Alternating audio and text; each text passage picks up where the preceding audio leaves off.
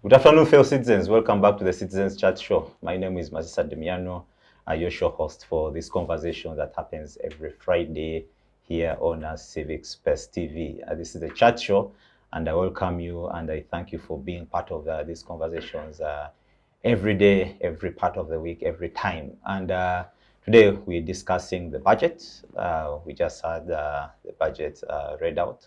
So we need to know this 2022-2023 budget allocations. Does it meet the demands of the people, the needs of the people today? Joined on the panel and to discuss this and much more, I've been joined by an incredible team. And today I have the honors to have Honourable Lyandro Komakech. He's formerly the MP representing Gulu Municipality. Dugu, you're welcome. Yeah, thank you, Damian, and all the members of the internet community. Yeah, thank you. And Yes. Being your maiden appearance. Yeah, this is my maiden appearance. I hope I'll be a little bit regular. Yeah. Yeah. Thank you very much. Also joined is Beatrice. Beatrice is a representative of the young people, and she also sits on the National Youth Council. Beatrice, you're welcome. Thank you, Demian. It's an honor to be here. Yeah, thank you. And also you made an appearance to the show. Yes, it is. Thank you. Welcome. And our regular panelist, Joseph Ochieno. Joseph is an ideologue with the UPC, but also a publisher. Joseph, you're welcome. Good to be here. And finally is Ronal Mugobera. Ronal works with CSBAG. He's an economist who will also help us to put bits to this conversation. Ronal, you're welcome. Thank you. And this is your second time, at least I know. Happy to be back. Yeah. And right into the conversation, of course, I need to bring you up to speed. You've been part of the process. You at CSBAG and the whole entire team has been monitoring and following the process of budgeting until today. So I need to ask, is this program budgeting more efficient than the sector budgeting? Because we've seen this happen, these allocations happen for the first two financial years, where we've seen from sectoral to now program-based budgeting. So we need to understand from now, is it more efficient? All right, thank you very much, Damian, and my fellow panelists. When you read the third National Development Plan, the NDP3, that's where we get the whole idea of the program-based budgeting approach.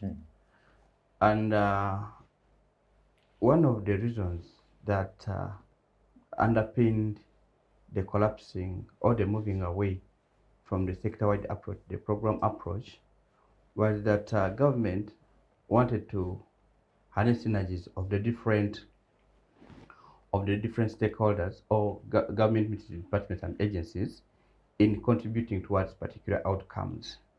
And this also comes at the backdrop of the witnessed duplication by the different MDAs. And government thought that when they eliminate the sector-wide approach, and now ministry departments and agencies or the different boards work under the program-based approach, it would eliminate the wastefulness. It would also make the budget more credible. It is I will not. You asked me about whether it's more effective. I think this is going to be the third financial year when you are implementing the program-based budgeting approach. It hasn't been reviewed. But when you look at the allocations, when you see the allocations that are going toward as the percentages of the total resource envelope that are going to the different sector, programs that are sensitive to service delivery. I want to take an example of human capital development. I think it's doing well because as of now, according to the budget that was read yesterday, the human capital development program takes the lion's share of the budget. Yes, we understand the other programs can provide an enabling environment for the human capital development program to thrive, but that is, if you can call it investing for human capital development. But now we look at the real investment within human capital development. So I am fully convinced that the program-based approach is going to deliver us. Maybe quickly for our viewers to just understand. Yesterday I was seeing quite of feedback on people didn't understand. Actually, no, they didn't follow quite well this budgeting. They termed it as too technical. So in the area of human capital development, what are those breakdowns that you think will be worked on? The areas, the issues that we are allocated for? Now, under human capital development program, we have health, we have education, and some component of water, majorly water, sanitation, and hygiene. Yes. Okay. Yeah. So that is it. That's the major component that government thinks if you are to have a productive human being, this person must be healthy. Besides you being healthy, you must be educated. They invest in education. Then of course, water, sanitation, and hygiene provides, okay, it also builds into a fully functional human being. Water is life. Sanitation and hygiene also are very critical attributes. And now when you go to the respective votes under these programs, you realize that yes, there has been some increment of the votes. I may not say them offhand because there are quite many, but there has been some increment. But like I normally say, an allocation is like a promise. But now time will come for the actual release. We wait when the government, through Ministry of Finance, is releasing money on a quarterly basis to see whether it will add up to what has been allocated or it will even supersede. Because you never know. Over time, we have witnessed that we have failed to complete a financial year without any supplementary. Yeah, much as we may say that supplementaries are not very good, but the Public Finance Management Act provides for a window in which they can be sought, and if they are justifiable.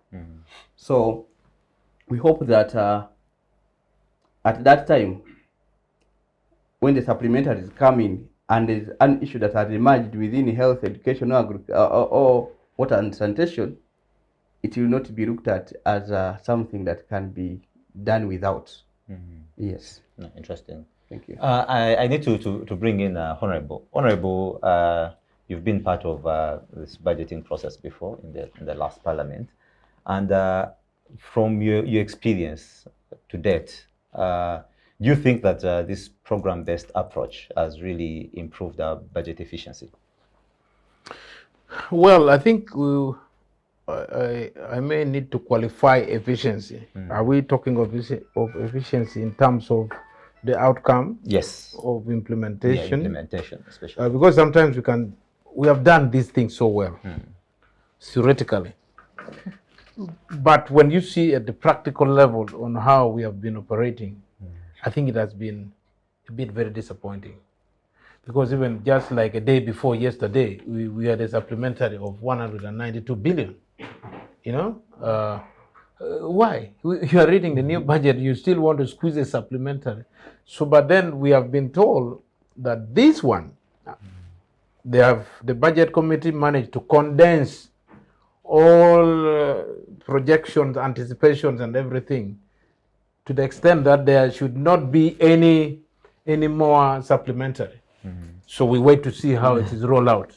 That was a statement by Honourable Kasaija yesterday. Yes. And for me, notwithstanding the efficiency, I think we should be looking at the key priorities of the country. Where are our key priorities?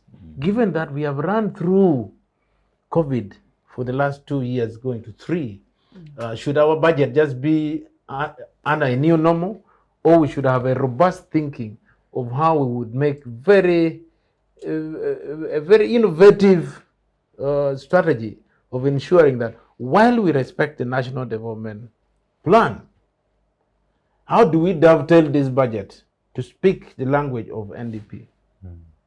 Now, you begin to see that in primary schools we learn about coffee, cotton, what, tea, but do they, is it a reality? So for me, I would want to speak today the common man's language, as Obote used to say. Let me quote the UPC. Yeah? Authority, yes. Yeah, authority. UPC made they made a National Development Plan of 1969. I don't know whether anybody has read that, NDP, of 1969.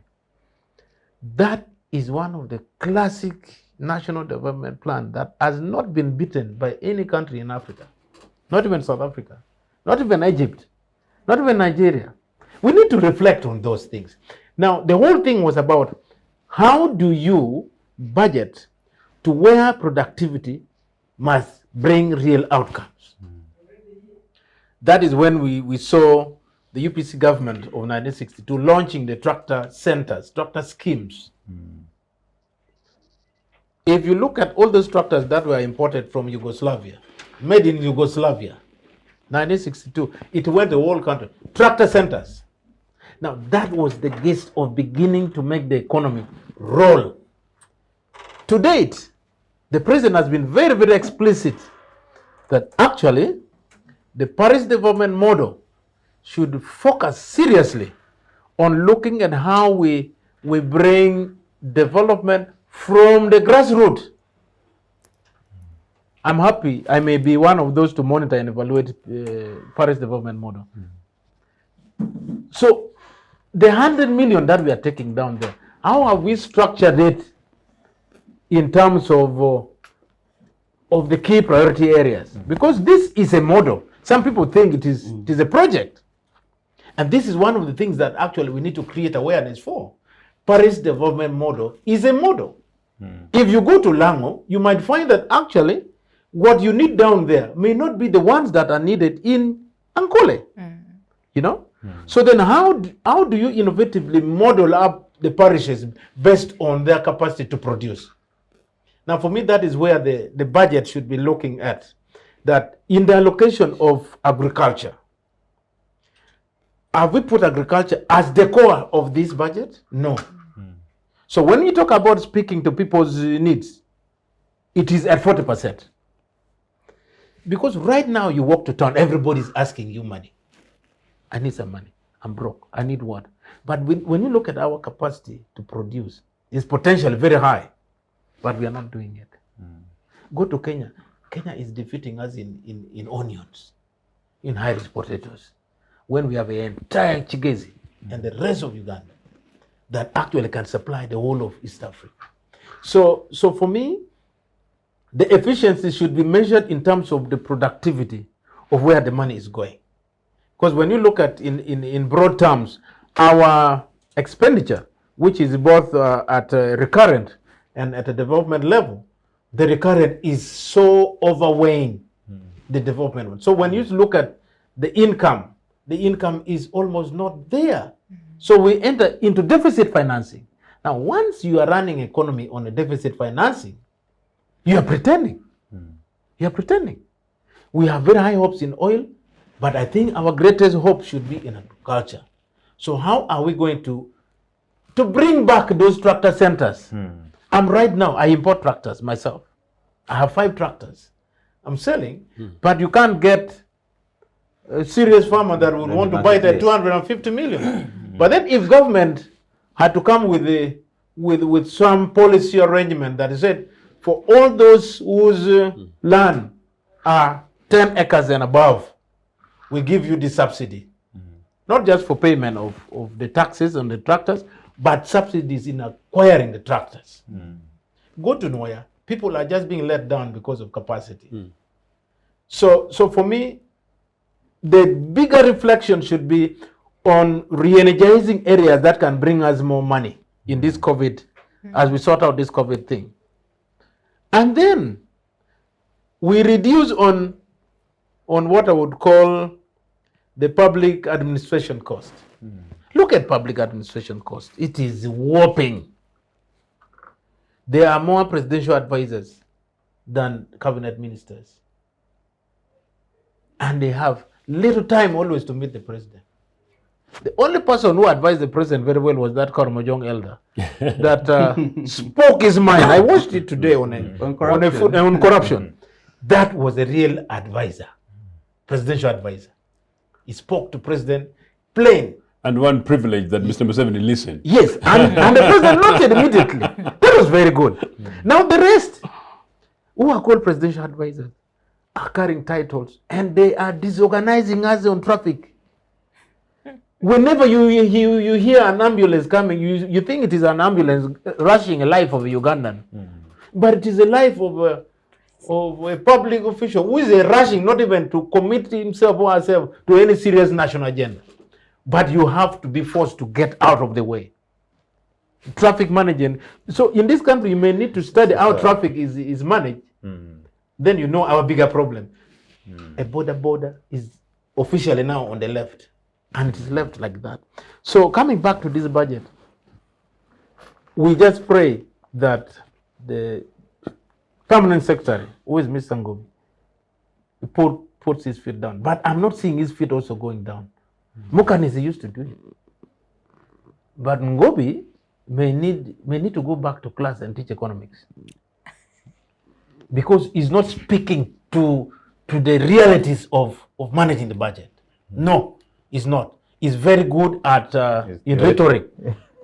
So I think, regardless of what he did for the president and all the good things, he should go back to class.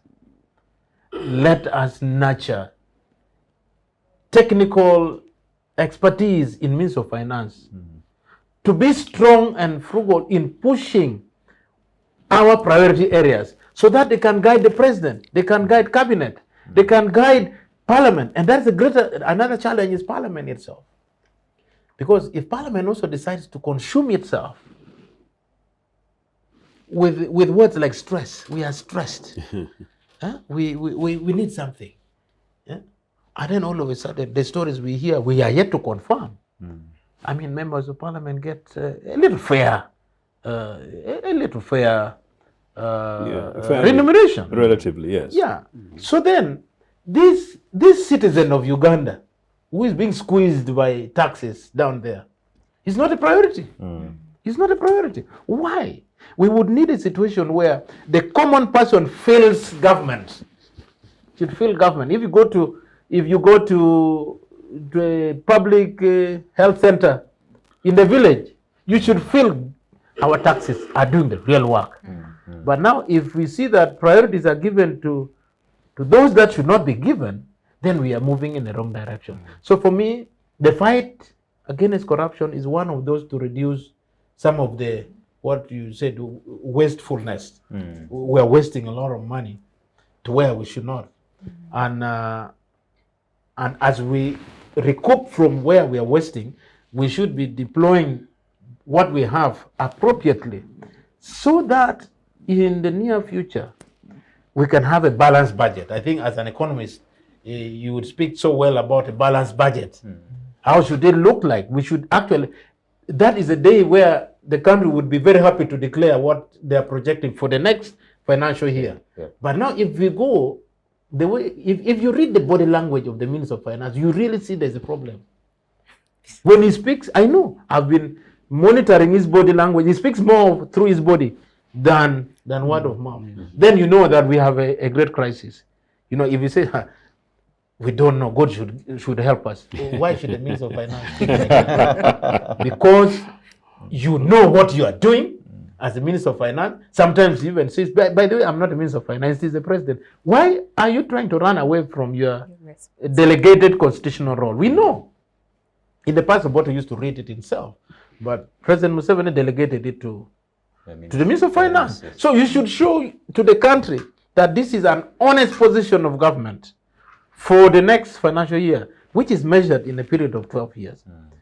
For me, is it 12 months? I mean, for me, what we need to put our feet on is about how we are going to implement this wobbling budget. So that in the next one, We can say now that COVID is almost gone, possibly the monkeypox is also gone, because the monkeypox is one of the greatest fear that is now coming around. But they say, since we are not going to die with it, we can sort it out. So for me, that is my take in this budget.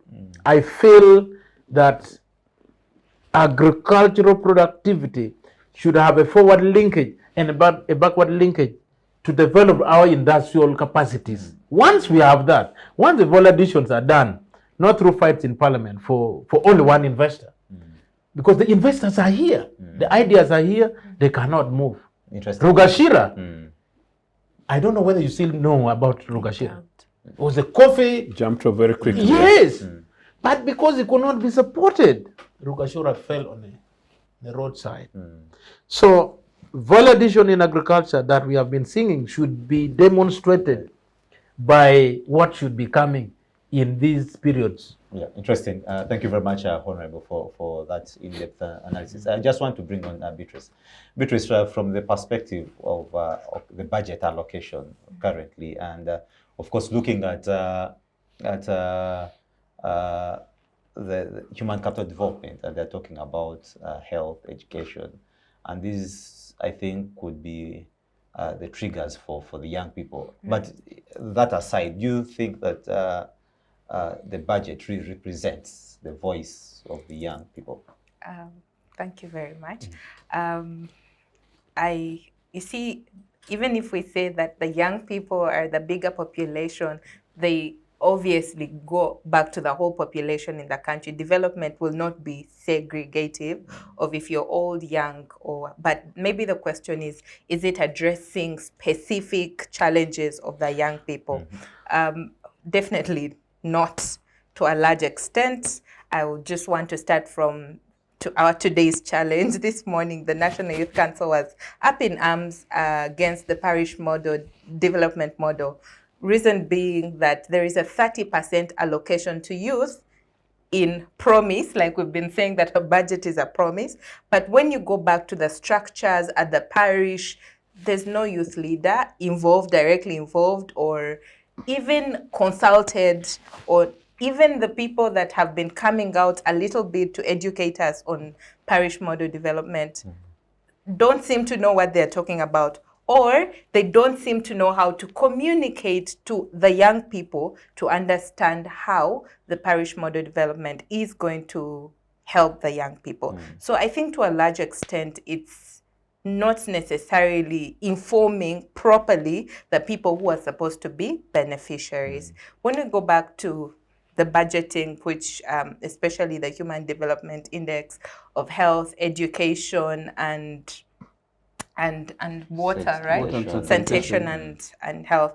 I feel that, like he said, the bigger challenge is where can we actually put our money to be able to pick us up from where we are at right now, where people have no money, people have even the people who are willing to, for example, the young people willing to go into agriculture don't have land and don't have capital. And the available structures like the Youth Livelihood Fund, which were available, was scraped off. So what is our priority in regards to addressing the challenges of young people? Are we really prioritizing them? Because as much as the bigger population is 100%, but 70% is young people. And if we don't address the challenges of young people, we will, in a bigger picture, not be addressing the challenges of the nation. So on that note, I don't really think that the budget allocators, the budgeting people have been very specific to addressing the challenges of young people in this country. Interesting. I know, Joseph, you've been getting so much pointers for you to react on. I would want to just get in there. Do you feel that there is now a sense of action from the government towards the budgets and the allocation that you've just seen? Do you see that at least there's something going to happen? Do you feel there is something going to happen? No, there's more confusion than ever before. I was possibly, for the first time, preparing to give myself credit to this regime, particularly because one of the headlines yesterday, one of the TV networks, was that health for the first time gets a big chunk. And if I don't praise myself, nobody's going to do it. It's been part of our campaigns to push for health and education to be at the top rather than security and Museveni's waiters in State House.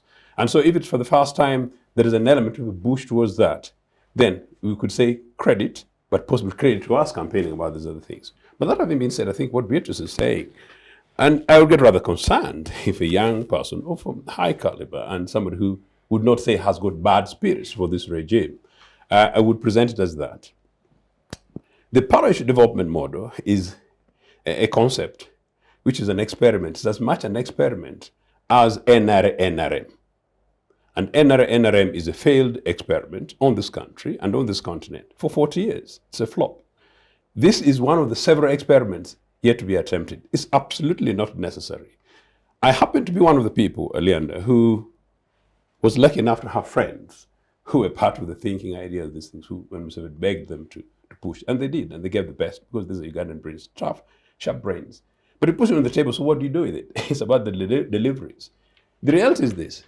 If then this is the third phase of the comprehensive budget system, as it were, I would use my own word, to drive towards a changing way of allocating pockets of monies of a family called the Republic of Uganda, then you realize actually even the big term called so-called human development thing is in itself is a fudged concept. Mm-hmm. It's a fudged concept because how can you talk about human development and you don't talk about 70% of the population whose futures and livelihoods is the future? So you can't confine it basically to health and education. You could actually say health is a basic necessity anyway. So you can't bribe me about it. It's just common sense. You need to invest in it. Water and sanitation is basic common sense. You have to invest in it. Possibly you need to be talking about a capacity to push a significant amount of money, because you're saying that we're churning young graduates. We need to give them jobs, and employment is actually part of human development. Mm. And so what's going to do? What are we going to do with it? What is it going to look like in the next 5 to 10 years? Are the young people, like the Beatrices, fantastic, congratulations, newly married, is she likely going to be able to afford to buy her own first house beyond the UPC house that was built in Gulu the other time and nothing has replaced it as a public sector housing, targeting an average low-income earner unless they bribe and corrupt money? Human potential. What are you doing? So you realize that very quickly. You set a budget, this pocket of money for a financial year, and you simply say, let's splash it plus a few sweets to make happy the young citizens. And you've done absolutely nothing that Lyandro kindly has generously presented, that the UPC way of 10 years, you think ahead and you look at fundamental key indices. To the extent that indeed agriculture continuously, that's one of the figures I saw the other day while I was attempting to praise health, that agriculture gets very little money. Now, I have had the little privilege in the last 3 weeks to go to extreme end of northern Uganda, extreme end of northwestern Uganda, extreme end of northeast Uganda, and only came the other day from eastern Uganda. And of course, I came from western Uganda the other day without prejudice. And you realize that these are the basic ordinary livelihoods of our people. The other day, in fact, just 1 week ago, I was sad when I visited the most central part of Uganda. And I was telling one of my nieces that, look, have you seen those 5 houses, homes, families? You look at them and you suddenly tell that the possibility of any of the households having 1,000 shillings a note is absolutely zero. Peace, development, security that Museveni invested the last 40 years nearly, absolutely zero. And I challenged her, as we continue driving, I'm talking budget, Demiano, that the possibility of any of those households being able, here in Uganda, the most central part of Uganda, not a rustled Karamoja without prejudice, not the other extreme end of actually where you guys banged it, somewhere in the middle of Uganda. The possibility of a household amongst those ones, all of them grass thatched, by the way. And you see struggling young Ugandan children, 3 on average per them, that you're able to see, of course the average is higher, having 50 shillings, Ugandan note, into their pocket, absolutely zero. Now, if you're Kasaija and you're Museveni with your Bush economics, and you think that they were going to design a new way for the Republic of Uganda, backed by our young economists, that parish development model, and will give you 100 million Uganda shillings, and that is going to be the panacea for giving a possibility for Beatrice's children. No, it's a farce. It's a farce. And it's a farce because it's basically economic nonsense. But that said, anyway, we have to live with the realities that we have today. I think that people who still draft these budgets draft it because Mr. Museveni knows that they'll draft it and present it, and we will talk like this, and nothing else will happen. You know, so Ugandans will accidentally leave the following day because, unfortunately, those poor families I'm referring to, you know, will not die of hunger. Some die, but will not die of hunger. The possibility of other people dying because they fail to get malaria treatments in some of the local health facilities, most of which at this day is private, are high. So for that, we are lucky. But if we are to look forward, Beatrice and my brother, I think beyond this, as Lyandro suggests, we need to be paying slightly much more critical attention to what happens beyond the budget, what happens over the next 3 months in terms of deliveries, and quite rightly say whether or not we should have a legislator here, what happens about the supplementaries, for which shamefully the supplementary which is released a day before the budget and 2 days before the budget, I understand that there's 40 million shillings which goes to the pockets of legislators. There is something absolutely criminal happening in this country. This budget, in my opinion, unfortunately, is part of the abuse of the citizens. Something close to criminal, I will not say it as that. But thankfully, Uganda as a country, I just hope that as we review these figures, we manage to eat. And the good thing that the average Ugandan civil servants, including this one who are striking, will still go ahead and work. The Ugandan worker will still go ahead and work. They'll find you will complain, including when you get annoyed by the traffics and then people jump, we'll still reach our destinations. That is the consolation. But that's really about us, rather than anybody who can say that there is going to be a magic economic miracle by this NRA, confirmed by the fact that actually, if you look at these figures and you say, by any sensible means, that Uganda is a middle-income economy, then you've not gone beyond your village. Interesting. Yes. I know you've triggered Beatrice to say something on the middle income, but we shall get there. Ronal, you talked about the budget actually being, especially the program aspect being picked from NDP3. Yes. But I want to ask, does it really respond to the real priorities that we supposed to have as a country? Given that, of course, almost 50% is going to debt repayment. Yeah, do we have our priorities right in this case? Well, thank you. The third National Development Plan, as I said, it is supposed to run from 2021 up to 2025. Those are 5 years. But remember that it is a development planning framework.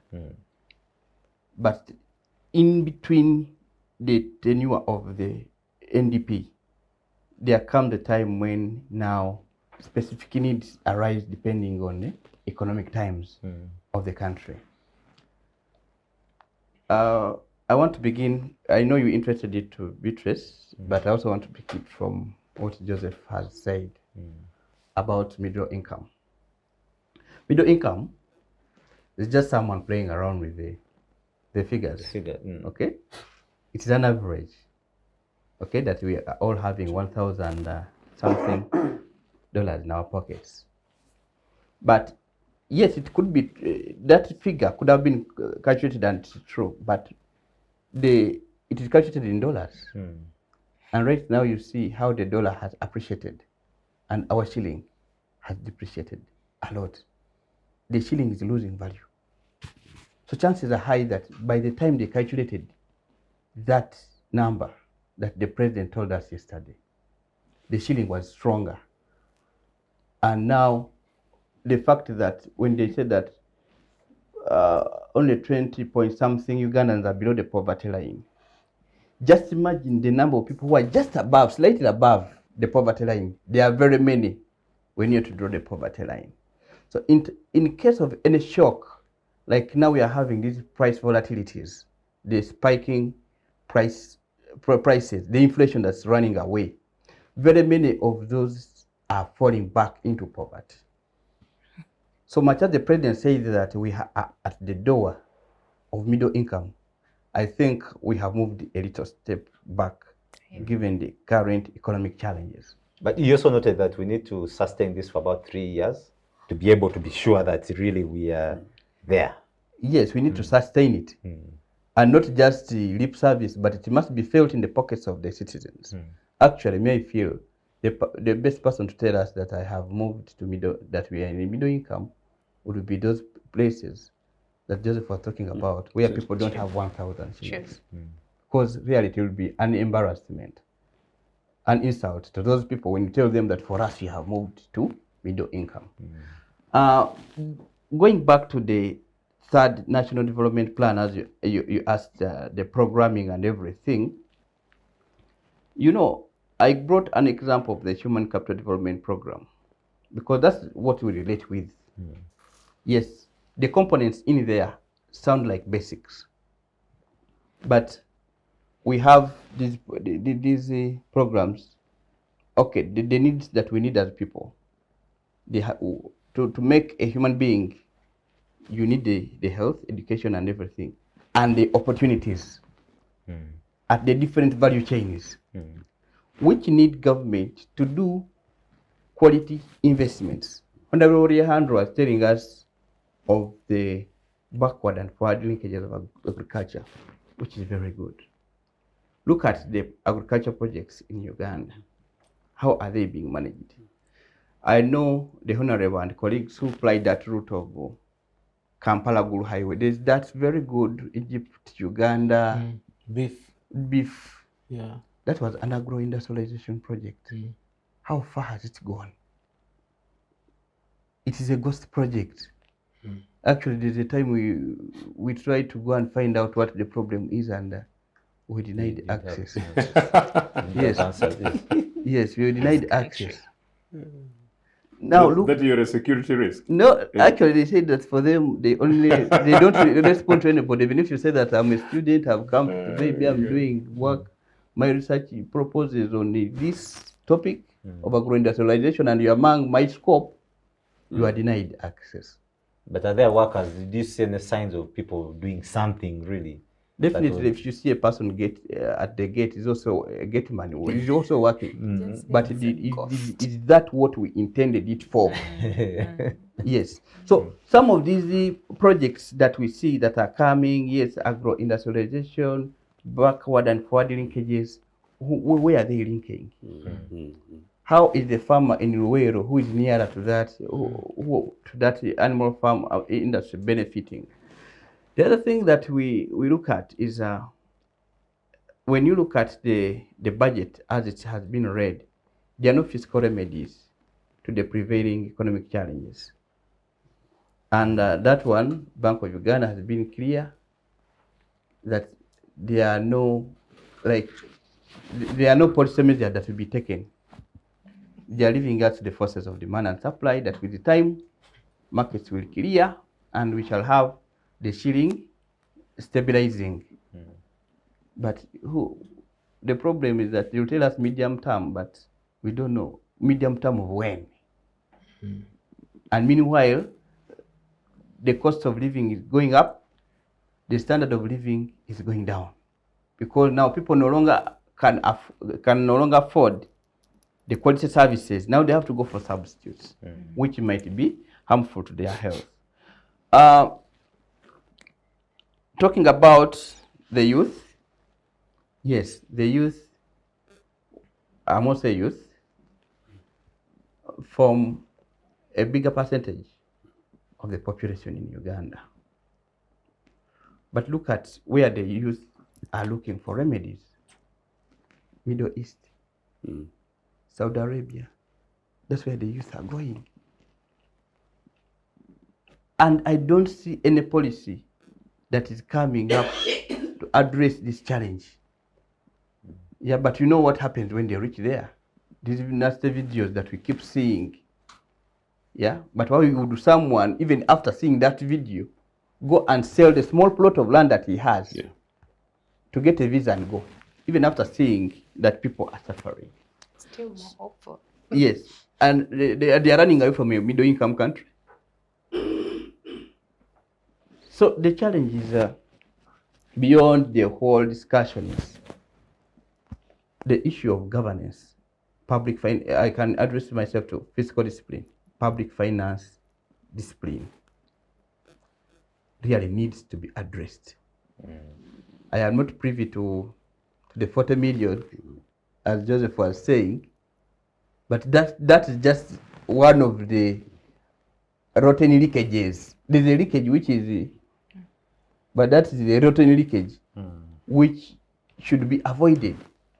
We are already talking of a big administrative budget, but even the little that is available is going through unnecessary leakages, is actually, it's being, I don't know whether it's stolen or what, but okay, the little that's available is not being put to its use. So maybe as we look at the budget figure and everything, we should look at enhancing the issues of efficiency in utilization of the money, and also holding people to account. You know, the problem with the corruption in Uganda is that once you know about it, it depends on who is corrupt. Yes, we see people corrupt, they are paraded on the first day, and that's the last day you'll see them. We don't know how many recoveries have been made. Okay, if the recoveries have been made, they should be made public. Oh, actually, can I just help? It's very interesting. I was looking through the budget report, and amazingly, Comrade Kasaija talked impressively about fighting corruption, talked about several billions, 100 billions or tens of billions invested in trade. And they reported very proudly that they recovered 3 billion. Excuse me. They recovered 3 billion. and that is officially under corruption. Yes, and yes, it was amazing. I hope I'm right, but that's exactly written. So it's very interesting. But anyway, carry on. So you done? Yeah, I can make it just on this very matter. To conclude it all, much as we shall be here saying, yeah, the parish development model, the program-based approach, all these other things, they're just mechanisms. But the players have still remained the same. Just like in football, we have changed from 4-3-3 to maybe 4-2. We have just changed the formation, but the players are still the same, and they have the same mentality. Yes. Interesting. Let me bring on Beatrice. Beatrice, you wanted to respond to the issue of middle income. Yes, I wanted to pick up from there. I was unhappy, very unhappy. I just lacked a platform to express myself when they said that this country is now middle income. And he says that, yeah, economic average, whatever average they found to call us middle income, when young people don't have food, when young people don't have land, even if they wanted to go agriculture, which is the hopeful sector that could revive the economy of this country, when we have thousands, now probably going to millions of graduates unemployed. I am a graduate with a first class. I can't find a job. I remember you posted somewhere that you want to give out your first class. Yes, I said, is anyone buying a first class? And the thing is that there's so many young people, and they tell you, well, you've given us education, we've been educated, well, we are healthy. The president sometimes said we are lucky, we were immunized, so we are healthy, but we don't have jobs. And if you lay out a budget like that, we expect you to find a remedy to such a challenge. And well, we're going to say there are so many young people who actually have not finished school. But even us who have finished school, we don't have a penny in our pockets because we don't have what to do. They say go agriculture, we don't have capital, we don't have land. You don't know where to start from. So if you come out and declare that this nation is middle income, you're just annoying the young people. And then when we check through your NDP3, there is no proper programming to address these things. Yes, it's program-based, as you say, but what are the specifics of your programs that are supposed to address youth issues? Let's go back to the point that the budget is now here, the promised money eventually comes. Even people still continue to steal that money. There's no proper way to make sure that the little money that has been availed, even in parish model development, has been properly utilized. So even the little promised results and remedy is not guaranteed because someone already knows that this money will not reach the final youth, the final young person, the final beneficiary. So I think the problem of this country is grand. It's grand. I don't know. I don't see hope as a young person, and it's sad. And so many of my fellow young people don't see hope in this, everyday budgeting that doesn't address our issues. We come to TV, we come to social media and talk about them, and still nothing is done. So I don't know. I don't know if they want us to come up in an uprising or even if we came up in an uprising, I feel like they would shoot and kill us. So it's that sad. It's that sad for the young people in this nation.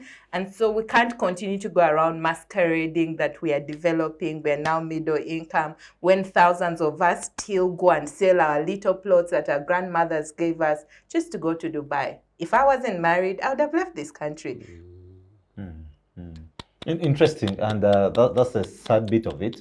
And Honourable, you picking from what Beatrice had just said, do you think that in this whole budgeting, there is a way we can get out, or there's a strategy that is clear for us to come out of the debt trap that we are faced with today? Of course, we saw the already allocation of 7 trillion to debt repayment. But then the question would be, do we have any strategy that is outlaid there to come out of this debt trap? It's quite a very difficult question because the trap is out there. Actually, I call it a snare. It's the whole country. And I'm just very saddened to hear, when Beatrice talks about if she was not married, it's scary because those are strong statements that actually how many Beatrices are there that can easily just say we are going. Just like in the universities, we go. And I think what I'm now beginning to see beyond the budget is the youth bulge. You see, the youth as a population in this country is going to be a national security threat. Sure. If we do not address their needs properly. Because when the young people are beginning to give these indicators, then it's not a joke. It's not politics. It is a reality, and we must contend with it. And for me, I don't know. I think the president has the biggest burden to look at these issues because he's the president, and he has the cabinet that thinks on our behalf. Now, if young people are beginning to have this agitation, hesitation, then you know that the future is not good. And when you look at in many developed countries, I was looking at the Indonesian and the Chinese model on how they overcame some of these things. Because China was very poor. If you compare China of 1971 or 62 with Uganda was very ahead. Even UK, I remember Idi Amin was, he said that they wanted to send some aid to is it to Britain? Yeah. There were some floods in Britain. So Idi Amin wanted to send some support. Surpluses. That was when we had the coffee boom. There was a lot of money. And the president would just be told, because we were running a surplus budget after the coup. And the president would be told that we have this problem, that OAU is coming to Uganda, 1975. So what do? Idi Amin was told that, by the way, we need to change the color of the television. It should be removed from black and white to what? Colored. Do we have the money? Mostly. Do we have the money? The money is there. Okay, let us pay. They brought Mpoma satellite, we started watching color TV, but because we had a surplus budget. But now for me, we need to go back to the drawing board and look at the national security threats that we have today. The youth. Not anybody else, not any rebel. Konji is no more, the young people. How are we going to handle them? Paris development model may not be an answer. That's why I was looking at the budget of the army. It will not. Yeah, it will not. When you look at energy security, it is one big threat. Do we need Omeme here? Do we need all these companies running our energy things? Or we get back to where we used to be and we cut off all those expenditures? If you go to education, we should actually, under education, we should overhaul it with a new thinking that education in the USA, in China, mostly in the Asian countries, education is looked at as a weapon for progress, but also a national security issue, where China deploys young people like her. She would now be in Harvard doing another serious course. Stay there 5 years, 10 years. Now it is about knowledge transfer. We are not doing it. We are not doing serious knowledge transfer.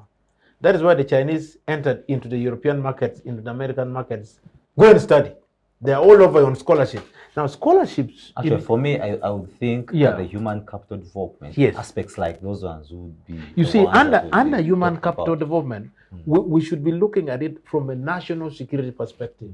How do we make this country very strong in future, that possibly would actually influence the whole region?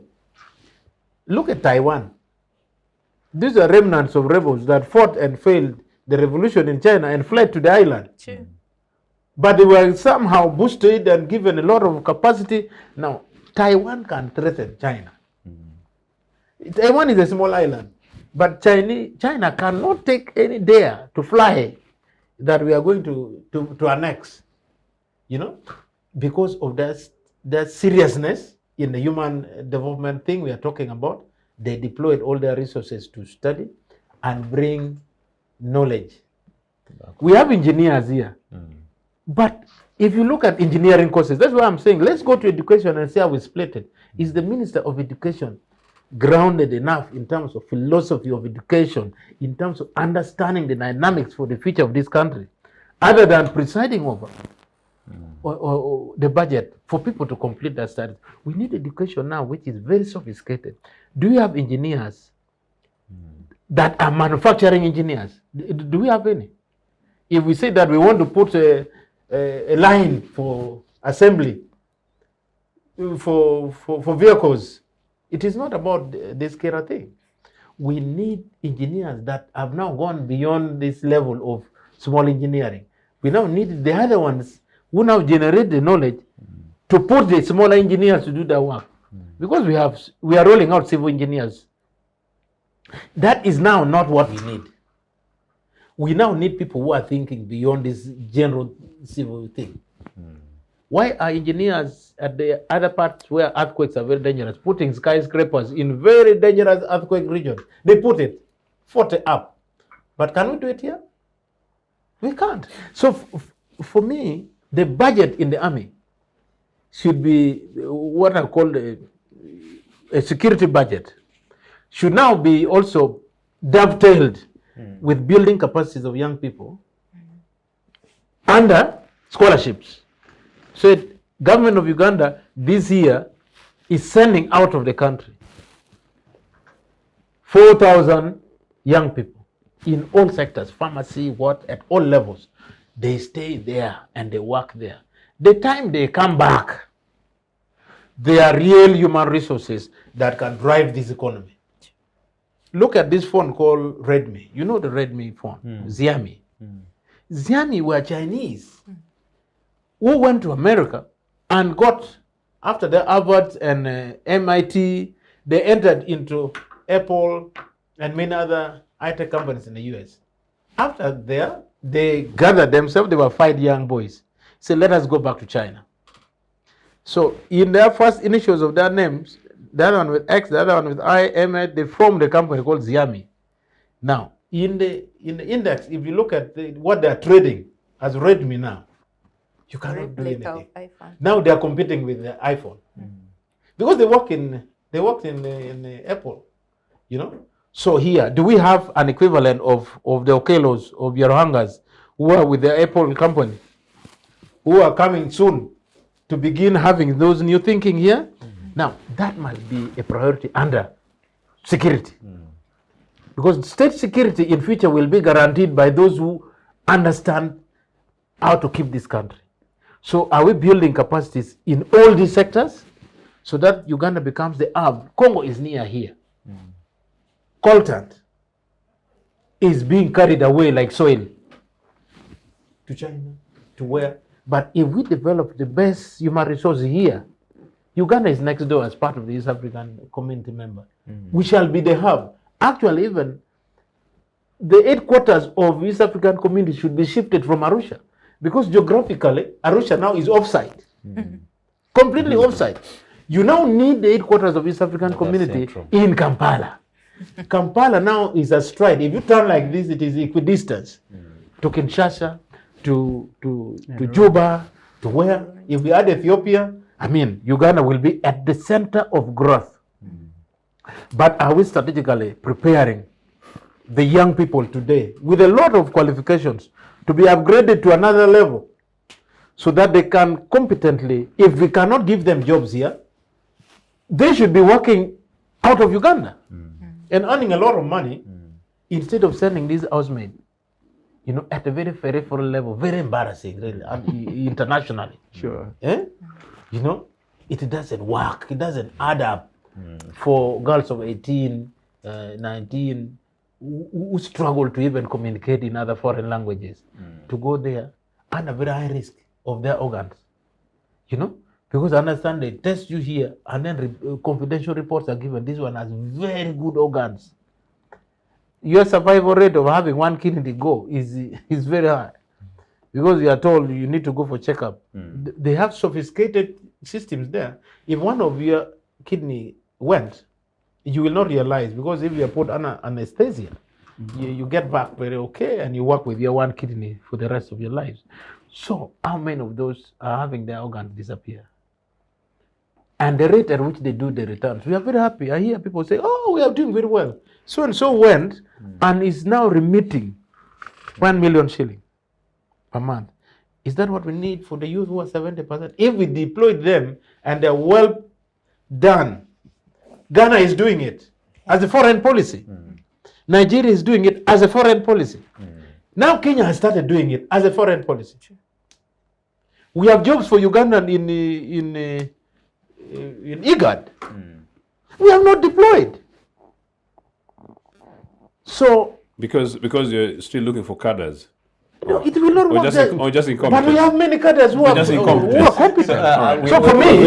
For me, the baseline on what Beatrice has raised is very serious. Is that how do we put a budget for young people who should have their careers enhanced and they get out there, and we deploy them in the international arena, the UN, because their monies that come here will be actually more than almost 50% of the budget. If we send over 5,000, 20,000 young people, we are done. Yeah, interesting. So let's have deeper reflections on this. Yeah, Beatrice, before you come in, I know we shall start with you just right after the break. And to our viewers out there, we need to have a short break. But please follow this conversation. We're on live on Civic Space TV on YouTube, also on Twitter. The hashtag is ChatShowUG, but also the other hashtag is Civic Space TV. Be part of this conversation on Facebook. We are live on all the other platforms, the social platforms. Follow the conversation, drop in your comments, your thoughts, and let's see what we can do for the country. Let's have a short break and return.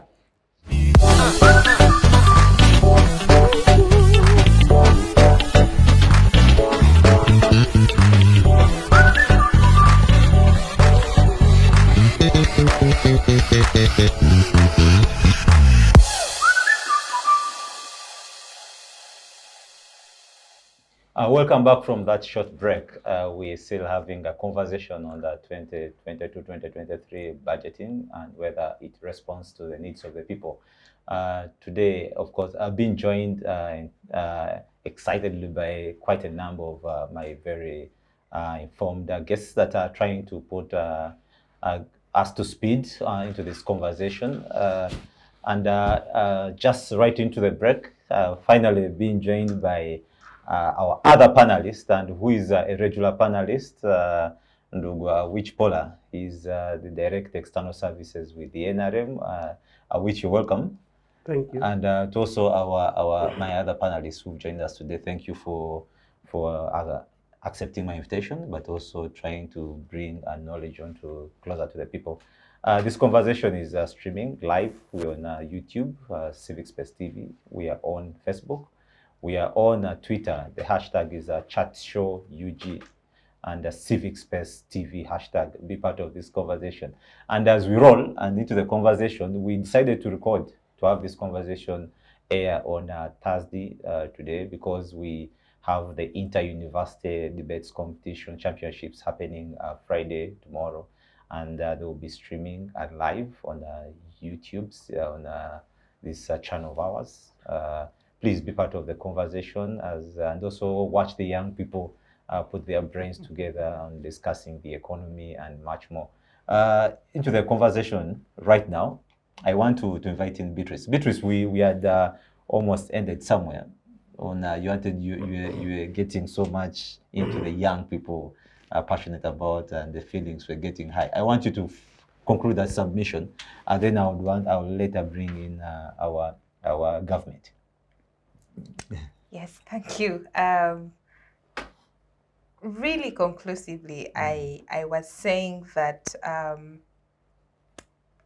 budgeting is good and we're already here, but let's make sure that even the money that has been availed is not stolen before it achieves what it has been purported to do.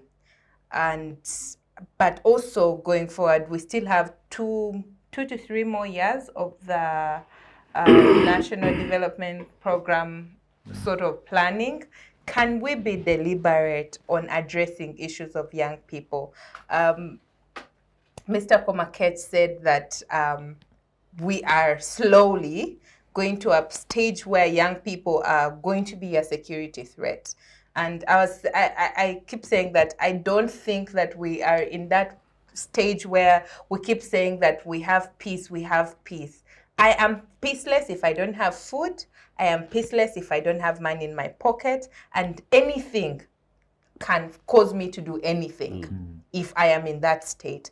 And that is the majority of the young people in this country. So if we are going towards development in terms of budgeting, we need to be very intentional, very deliberate in planning for young people. You cannot blanket us in a program. It's slowly becoming wrong. It's actually wrong to blanket the majority of the population in a given program, because our challenges are very specific. So if you don't specifically address them, thousands of young people have graduated from institutions of higher learning, even after a tough COVID time, and they don't have a job. The people who already have jobs are finding it difficult. How about that young person who's just got out there and is looking for a living and they don't have? So you'll blame us for going to Saudi Arabia and selling our bodies, and you cannot blame us And for risk your lives. whichever morality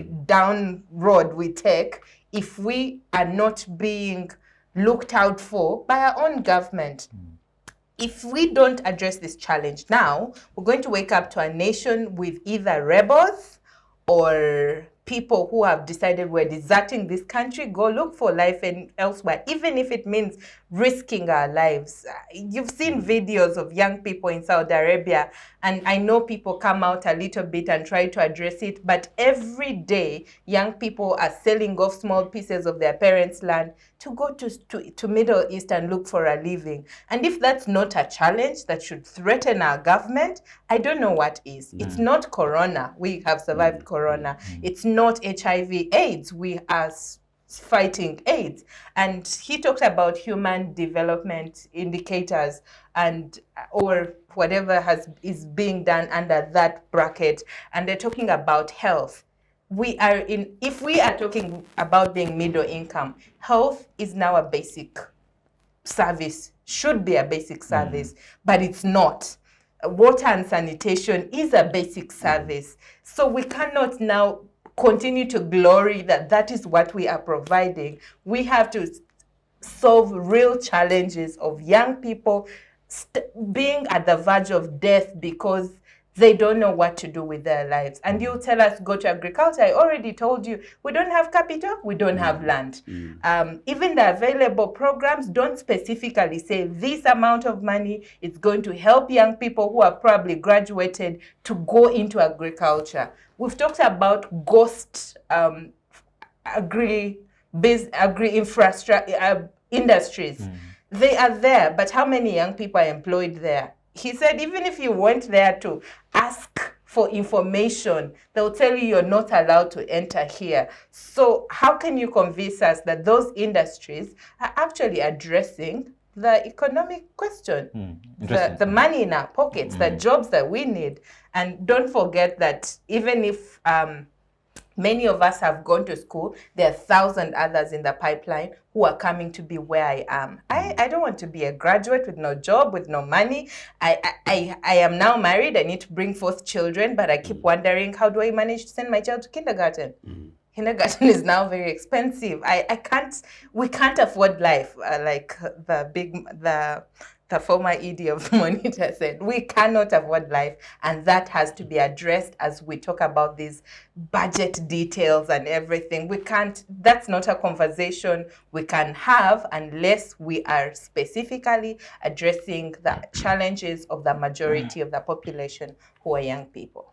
Interesting. I know you Awich, you want to respond to this area, but interesting. I want to just dig deep into that question so that you pick it out closely. We know the service sector contributes close to 44% of our GDP, and of course, employing majority Ugandans, especially the youth. In here, we have entertainment, we have transport, education. Of course, 20 million Ugandans, according to you boss, are in these sectors: entertainment, transport, education.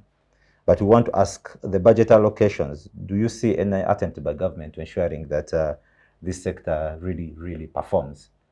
But as you're so responding to that, we want to ask: are there strategies that the government has put across to come out of the debt trap? Debt? The debt trap. Well, most of your questions are purely technical. But let me say, I'm sorry I'm late. Well, the Congress colleague would know that for us in NRM, we like to engage the masses. So I was at Nakasero Market And talking to the people. Carry on. Talking to the people. So the activities and the function delayed, so I'm sorry I couldn't join you earlier. The other comment I want to make is that I've been talking here and I couldn't have the chance to watch myself on the other side when presenting, but I've had the opportunity to listen to you people, and I must say that your discussions are so professional, it's so in-depth and so respectful. And this is regardless of the fact that I could have a divergent opinion to what you are saying, because my view is from the government party position. But even when many views seem to be divergent from mine, but I must give credit where it is due, that the discussions are so professional, and thanks to the citizen chat room, I believe if you continue like this, the country will benefit a lot. We should keep discussing respect to our views. Now, thank you very much. For now on the specific questions that you have raised, especially the young people, because it is really catching up. Yeah. And the sectors in there. Continentally, there's a youth bulge. Continental, not only in Uganda. Across all the countries, the 54 countries in Africa. Not 53. 53 was when AU had problems with Morocco. They had opted out because of Western Sahara, but AU has 54 members. So all the 54 countries, the youth bulge is a threat to everybody because the production level is lower than the number of youth getting out of school. So it's not only peculiar to Uganda. So it's a cause of worry, and my dear sister here says that if it wasn't because of a marriage, she should have left. It's painful though, but it needs to be addressed. But also in a light sense of humor, the peace ushered in by the movement made you get married and you have a family. And we, as a party and government, we attach great importance to a family as the first unit. I was born when Museveni was still an illiterate, and I was born in a very securely married family. So yes, that is a Congress talking. But therefore, the youth threat is a big problem, not only to Uganda but to Africa. So we have to face it, and I think that brings me to the next stage of whether or not there's a time to address it, and of course through the service sector. The service sector, as you counted, transport, put in legal work Entertainment, there, transport, education. entertainment, transport, education, legal services, medical services, or banking, communication, MTN and all that, mobile phones.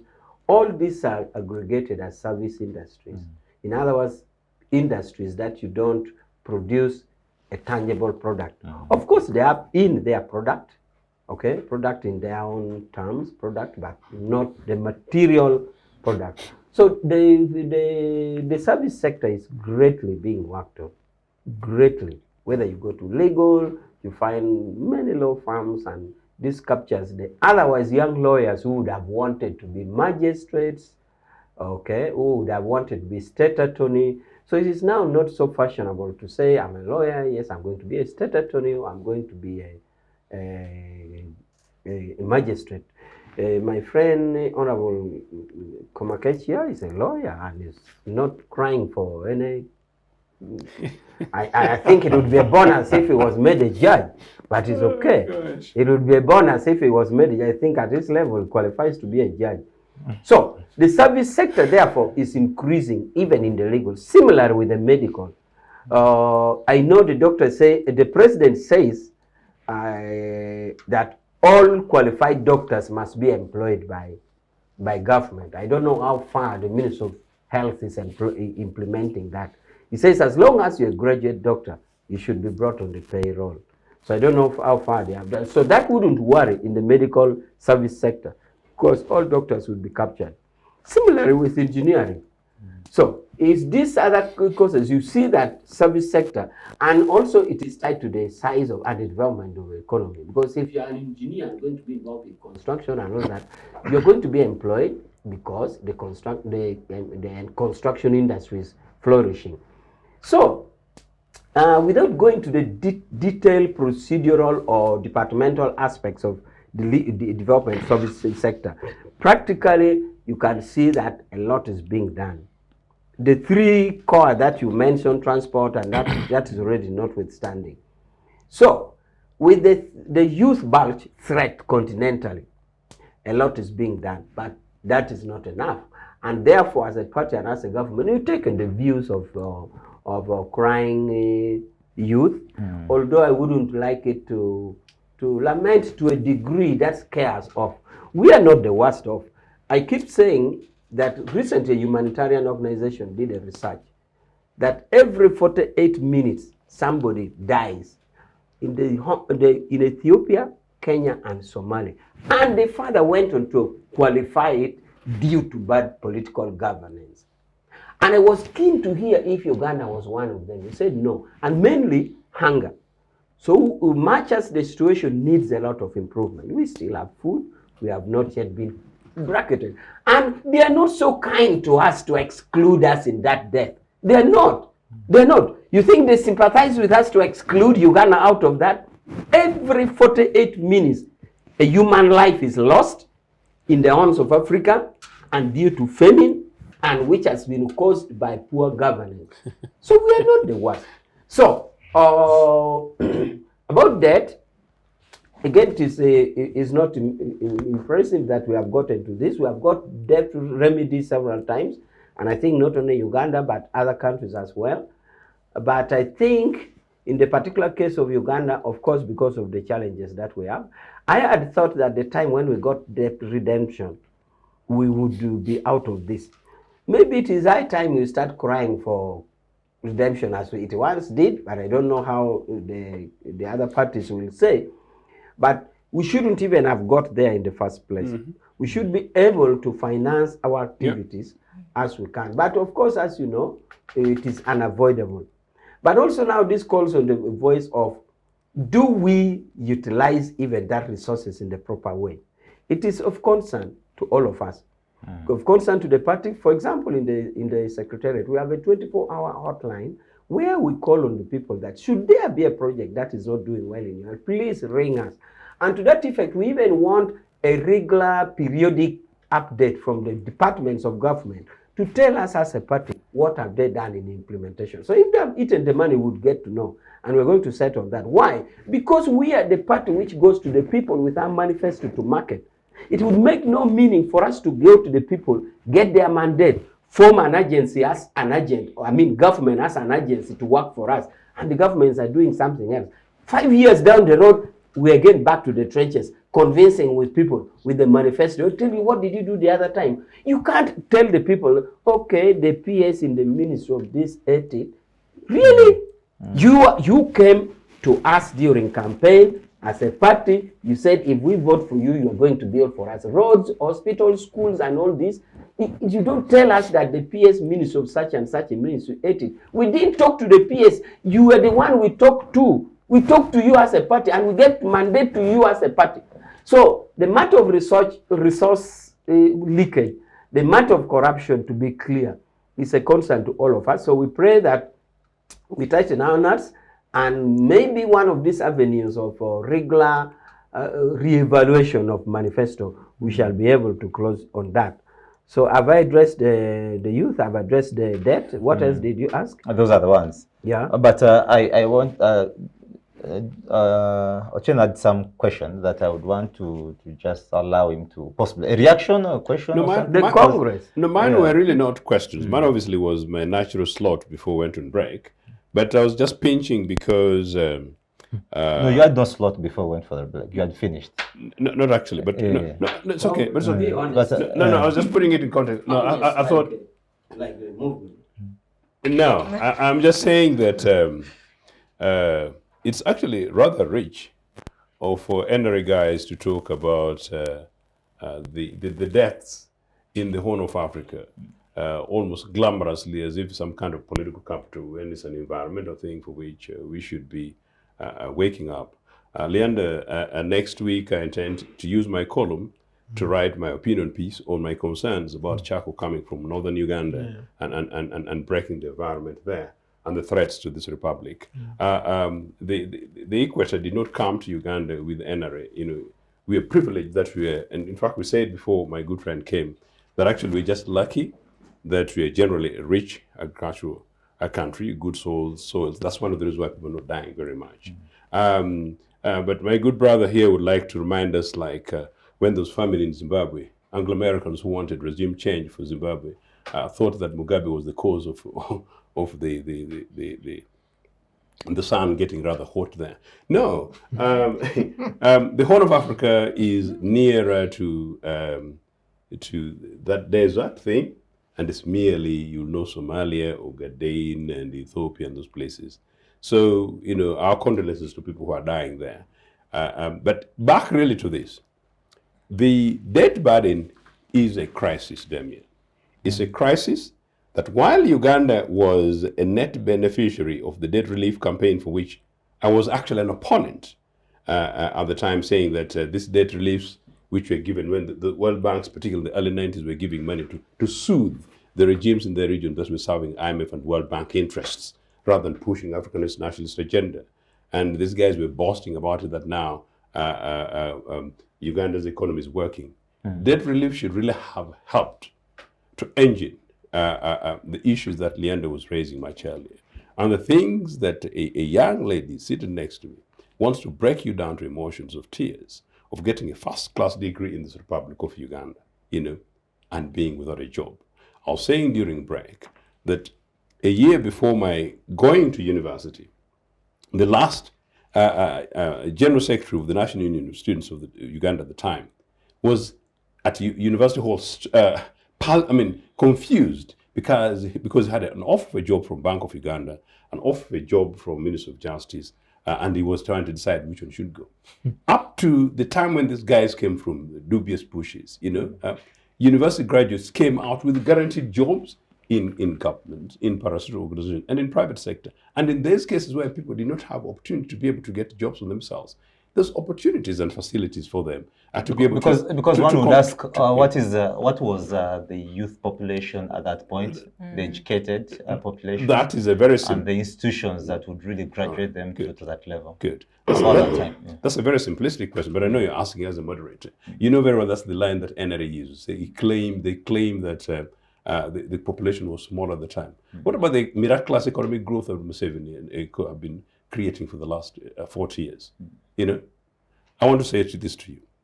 When the Museveni they came to power, when UPC left government, our actually debt, was just deficit was just about $500 million US. $500 million US. And two administrations UPC had, twice we had a balanced economy. And with the balanced economy, do you know what we did? We expanded on infrastructure. We expanded education. We guaranteed free health and free higher education, And beyond that, we pushed Uganda Railways, Lyandro. We pushed it from Soroti. Within 8 years, we took it to Pakwach, including building Pakwach Bridge, building West Nile, and making sure West Nile was part of Uganda. I'm putting this in context. Kampala Masaka, Kampala Mbarara, Kabale now waiting to go to Katuna. Now, some of these things are salami things for which Museveni boasts. Uganda Railways, Uganda Airlines, now all these places are slums. Think about that, using domestically generated resources. To date, the debts, as I was saying, I beg your pardon on this, the debt burden is this. At this budget, 17.383 trillion shillings paying off debts. Monies that we borrow, and you know how much it's spent in this particular occasion. Governance and security may foot 7.03 trillion. Okay. Private sector development, 1.5. Common sense. How will a nation grow? How do you focus on them? The idea is that, over the last 36 years, what would have been happening? You project our youth population is going to be growing by this percentage. Icon is allegedly growing miraculously at 7.something%. What money do you put in the coffers? What money do you put in investments? What money do you put in agriculture? What money do you put in infrastructure development? What money do you put on investment possibilities for which you will be able to create jobs? Now, clearly, Lyandro, the slight area where I slightly disagree with you. Nation states that matter don't invest huge amount of their monies in terms of generating high skill labor, which is a good thing, high skill labor to export, by and large. No, but that works. Nation states, the most powerful nations according to this world, are tested, and leaders and political parties are tested by their capacity to create jobs within one parliament. One parliament in America is 4 years. The Biden administration will tell you that, well, every month, this is how much jobs we put in the economy. And you're right about education. So this guy is a top researcher at NRA Secretariat. That's what you should be doing. What is it that we can do to be able to make sure that, yes, young people who come out of the universities that we create are able to either get jobs in public organization, private sector, or invest in agriculture. I told you that actually the amount of money in agriculture here, sorry about this figure going around, is such that it's painted, it's obvious. So the question about how many universities we have today compared to the other, they actually genuinely do not arise. This is a regime that absolutely has no clue. This is a regime that is leading us by accident. And the final point, I'm really sorry about this. The points raised by her about their despair is shocking. But the good news and the good hope is that, yes, while these young guys are not going to the bushes, we've discussed this with you on the same program. National strategic economic security is really a national security issue. There is no reason why you should spend governance and security. Security meaning security of Museveni and the gunmen, 8 trillion Uganda shillings, and you put 1.5 trillion Uganda shillings, when 70% of your population are struggling without jobs. What is it? Get Lyandro, have him for tea. He will help guide you for the possibility of the future of this country. Yeah, thank you very much, Joseph. You only 18 to the time that I should have located. You had a few seconds to just respond. But I thought he was going to do that, but courtesy of the discipline of NRM, I watched him. I want to bring on That's the conviction Ronald. of UPC. I want to bring on Ronald, Ronald, yeah, because our time is fast spent. Ronald, in the budget, we saw this year, actually interestingly, that there are no tax increments anywhere pronounced.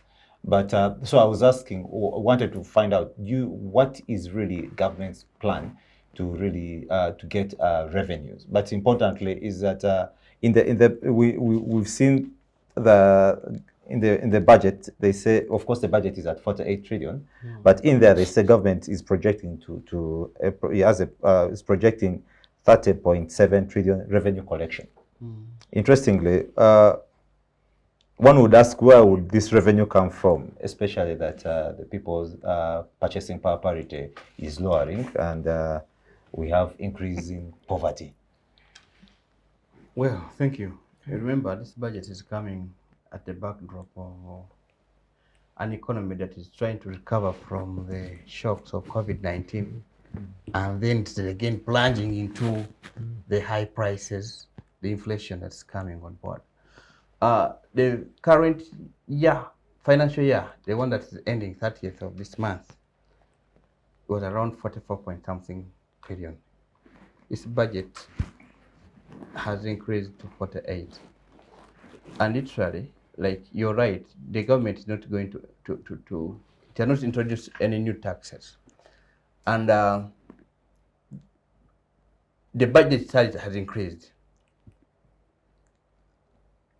Honourable Lyandro talked about the fiscal deficit in his early submission there. You were listening.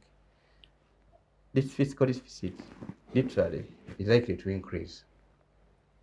But what government can harness is now improving on efficiency in its domestic revenue mobilization strategy. The unnecessary leakages that have been seen, we are seeing a tax register that is growing, but tax revenue is growing at a dismal rate.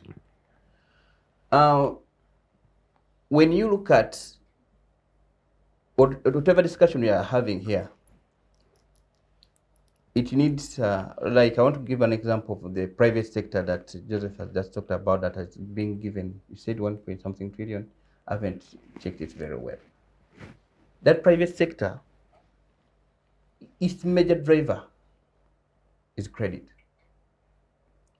But you're also having a government that is domestically borrowing. Much as government will say that we are creating an enabling environment for the private sector to thrive and do investment, that will take up the youth. It again counters its own efforts by going to borrow from the same domestic market with the private sector.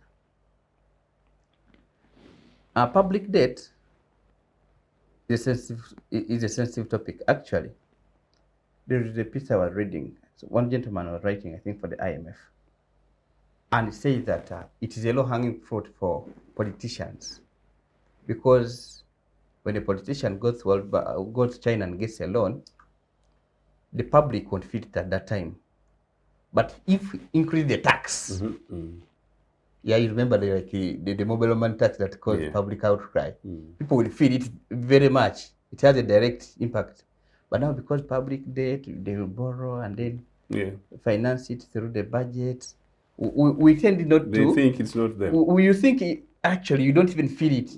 Not so. So now, it is like a low-hanging fruit for government. We all know that inefficiencies in domestic revenue mobilization cannot be dealt with 100%. We are seeing increases in COVID-19 cases according to Ministry of Health. It means we are uncertain about what will happen. Monkeypox, I was listening on BBC, and they said that it is also spreading at a faster rate. What if it triggers another lockdown and the economy goes into crisis? Economic activity is going to be in shambles. So government will again go and borrow. And our members of parliament will endorse loans. We are likely to see an increase in debt. Right now, debt is above the 50% margin of GDP. Yeah, dangerous level. It's around 73 trillion. But that brings me back to the policies that government has to curb such fiscal risks. We have the Charter for Fiscal Responsibility, and it says that for every in any given financial year, government will work hard to make sure that the fiscal deficit is within 3% of GDP. What is it right now? It is at 7.3. Look at Bank of Uganda, the inflation rate targeting policy. They said inflation will already be managed below 5%. Right now, in the latest monetary policy statement, it is at 6.3%. So literally, we are falling off the standards that are supposed to be guiding us. Falling off those standards, coupled with poor governance, is actually, I don't know if it was a body, it would be multiple organ failure that needs critical attention. We are an ICU. Yes. Yeah, interesting. And Lyandro, I know you would want to you have to add some responses to that, but I want to ask, as we are tending onto the closure, given our time, will the needs, aspirations, and wishes of the common man be addressed this financial year, and possibly what's the way forward? Well, I think we are in the middle of the road. We are in a T-junction where there's no way forward now. I think based on the statement the minister gave yesterday, he was just giving a future happening. But in reality, if you really want to know what is on the ground, talk to market women, talk to taxi drivers, talk to borders, and talk to people who walk in the morning. Because I go very early in the morning. So at 6 I'm in office. I drop the kids at 5:30. Now, there are those who walk to town very early morning, leave alone all these issues of walk to work and all, the real walking to work. You know, at 4:30 it starts. So by 5:30 it has gained momentum. People walking. And I've had a chat with people, and they tell you, said, every time they walk, they check on the prices of fuel. It is now actually that is what is scaring them most. When they walk in the morning, they are very glaringly clear, you know, in the lights. Especially Shell, they always keep monitoring Shell because it's very bright. It scares every morning because they realize the prices are increasing. According to them, every week we are having 100 shillings, 70 shillings. Now, like where we have reached, I think they are just fearing to go to 6,000. I think next week we may be in 6,000 for a little for some petrol. region, for some now regions, diesel you find that 6,000. has been since independence, since the British came here. Diesel has been the cheapest fuel. Now diesel is now more expensive than petrol. It is now scaring in terms of inflation, because if you look at diesel, which is actually a bigger component of what drives the industrial element. Yeah, the industrial element. And the transport sector. Yes. Then we are just going to have, beyond a galloping inflation, we are having a fly, I don't know how you call it, you know. And then if you mix with which you may explain better, stagflation, is also coming on board, on top of inflation. So in the next 3 months, we may have to, I don't know whether tighten while others are loosening, because that is what is going on. The tightening is going to be very, very, very painful. Because for me, the way forward is, how does government begin to adjust what is wasteful and take it to shock absorb what is coming ahead. In the next 3 months, we are heading for a disaster. Let us forget about Ukraine and all this explanation that it is the one bringing us problems of wheat and all this. Domestically, how is government of Uganda strategizing on fuel? Because in Britain, Boris had to fly to Saudi Arabia and ignored all these issues of the Saudi issues with the journalist that was Khashoggi. They had to wave it off. As we talk now, they are discussing with Saudi Arabia at a strategic level to supply fuel to Britain. In United States, the government of United States declared that the reserves that were put should be released. Released, yes. Now, here we do not have any reserve, and yet we used to have. Someone just even took away the reserve and ate it, as we call it in Uganda. You know, money is eaten here. It is the only country in the world where money is eaten in capital letters, with people who have 10 fingers. Now, the challenge we have here, which actually should be a take-home assignment to the Secretariat of NRM, to government of Uganda, are we strategically positioning for a response of an economic disaster that is coming? Are we aware? Because the shocks may not even absorb. So how are you handling the fuel crisis, which is impending? Given, because if you look at for 3 months, it is not slowing, it is just increasing. Now that trajectory, whether on the fiscal side or on the monetary side, even Bank of Uganda should be thinking about how to adjust the bank rate, you know, to slow or to give a little break while we move downhill. And I don't know whether Bank of Uganda has come out with any statement. It's the only government in the region that has not responded and deliberately opted that somehow economic theory don't apply. Yeah, that is why Kenya decided to do, they did the 12% to all. That's waiver, yes. Yes. You know, to shock absorb. Now, what are we doing here? So for me, the whole thing is about government going back to the drawing board after this budget to prepare for the challenges that are coming in the short run. That is what is needed now. Otherwise, walk to work is going to be real for everybody. There will be no driving to work. Walk to work will be the real, which has very dangerous consequences. Thank you very much, Honourable. As we're getting into the closure, I want to also add, as you're the first person to give the way forward, and in there is to address to the question of whether the wishes, the needs and aspirations of the people will be addressed into this financial year. I find a way. But as a government, I should have reserved the right to make the last comment. No, I'll give that one as the older lady. Yes. On the panel. Anyhow, let me first comment about the in-depth analysis of his economic aspect.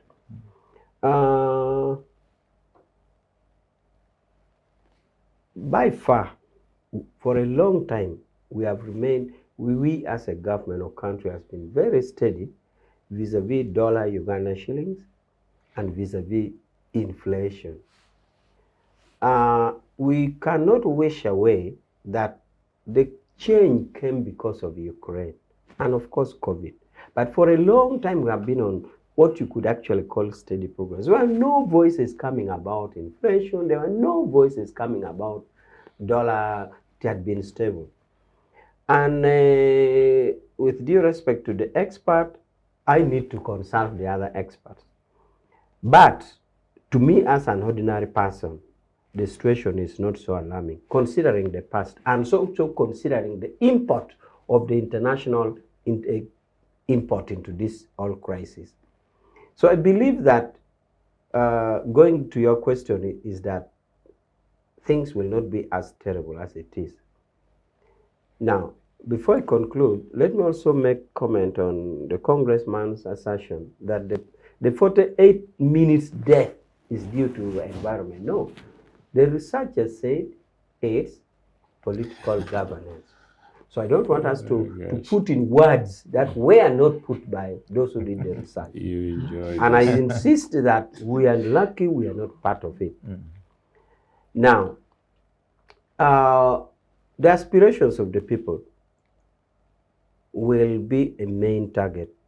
We are aware, as you have observed before, that the budget comes out of the development plan, and also our party manifesto is derived out of the development plan. And therefore, our party manifesto actually picks it from the development plan, and it is actualized by the budget, because all these aspirations cannot be actualized or operationalized unless you put it in real practical terms with the budgeting and financing it. Therefore, bear with us that the aspirations of the people will be met. We shall not go into a catastrophe like the 48 minutes death that is occurring. And therefore, I ask my colleague here, he put in among the list of challenges, poor political governance. I really didn't know where it was coming from, but as we know, the government is good because we have the three arms of government, the legislature, the judiciary, and the executive. We are all functioning. All parts of the country, there's feeling of government. We are not in a situation of anarchy. We are not a failed state. So I wonder why he is importing the poor governance in. You can only say the divergence of opinion in governance. Of course, Besigye and other political leaders from the divergent views have always propagated how they wish it should be governed. But their wish of how they wish should be governed does not tantamount to this current governance to be a bad one. No, it is their wish, and we continue to wish them in their wish to import. So governance is not an issue here. Governance is not an issue. In my opinion, governance is going on well, and we're meeting the challenges. So the people of Uganda should be rest assured that there's steady progress, all notwithstanding the global challenges. We shall be here tomorrow peacefully and the next year, and govern with, coupled with the atmosphere that we discuss freely. Yeah, interesting. The government right there for your final submissions. I'll give a footnote later. Yeah, and just in 30 seconds, as you wind up, I want you to give the way forward and especially how the people should safeguard themselves from the increasing economic challenges. Thank you. I think the way forward is that people should now prioritize what are the essentials. Their spending partners should not, their spending patterns should not be as usual. Now spend on what really you need to spend on. Yes. Thank you. Thank you. I'll give my 20 seconds to my sister because I recognized earlier. No, quite clearly the way forward for citizens to reorganize themselves, remobilize, reclaim their voice, and begin to challenge this government directly, politically, clearly, and let them know that actually the pot of money is their money and the dead burden is their burden, not Museveni's. Yeah, interesting. And finally, let you take No, it was just a footnote to what it said. Clearly, what is going on is that the economy looks to be swelling. It is not growing. And therefore, in medical terms, if you look at something that swells, you know that it is abnormal. It's a sickness. Yeah, it is a symptom of a dangerous thing. So let's concentrate on getting the right diagnosis so that we get back to the normal growth. That was a footnote I wanted to give. Thank you. Thank you, Honourable. And finally, the lady in the house. Thank you. And finally, I would like to ask the young people to ask for this government to pay attention to us, to pay attention to our challenges, and not just pay attention to them, but deliberately address them and solve them. And like I've said, the challenges of young people are a representation of the challenges of this nation. Young people who can't drive to work, those who have small jobs. They cannot, now prices are skyrocketing. We cannot afford things. So even we need to just call out government to address our challenges. And if government cannot give us a solution, then we don't know if we're doomed, yeah? But I really think that young people should make sure that at every opportunity, at every platform, call out government to address the challenges of the young people. It's non-negotiable, because where we're headed is dangerous in terms of if we don't get to the 40 minutes death kind of thing. We can ignore it now, but I'm sure that we could end up there if these things are not intentionally solved. Thank you very much, Beatrice. And to our viewers out there, thank you very much for being part of this conversation every Friday, and today being a Thursday. Yes, thank you very much for tuning in. Thank you very much for following. Thank you very much for the conversations and your comments on our spaces. Be part of these conversations every Friday. And of course, like Ronald has said, we need to check our spending patterns, and so that possibly we can have some little to save and also to spend on the most important items that we need for the day. And from us here and the crew on All Civic Space TV, we wish you the best of the week. But also importantly is that tomorrow you need to follow in and tune in to the inter-university debates competition, where we have 12 universities getting on head-on on the competition, discussing issues around the economy, gender, and also on the digital rights. Let's meet next week. May God bless Uganda.